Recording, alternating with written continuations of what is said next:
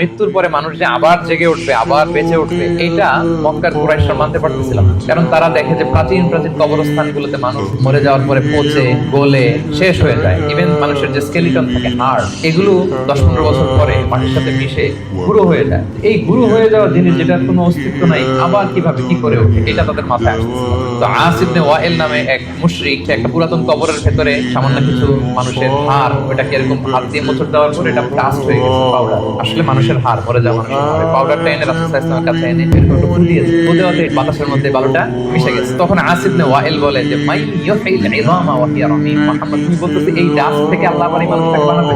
এটা একটা মানুষের কঙ্কাল ছিল। আল্লাহ রাসূল সাল্লাল্লাহু আলাইহি ওয়াসাল্লাম আল্লাহ তাআলা এই ডাস্ট থেকে, এই ধুলা থেকে, বালি থেকে এটাকে আবার পুনরায় জীবিত করবেন, যেমনি আল্লাহ প্রথম মানুষকে বানিয়েছেন। যিনি প্রথম মানুষকে বানাইতে পারলো, সে আল্লাহ কি মরে যাওয়ার পরে, পচে গলে যাওয়ার পরে আবার বানাতে পারবে না?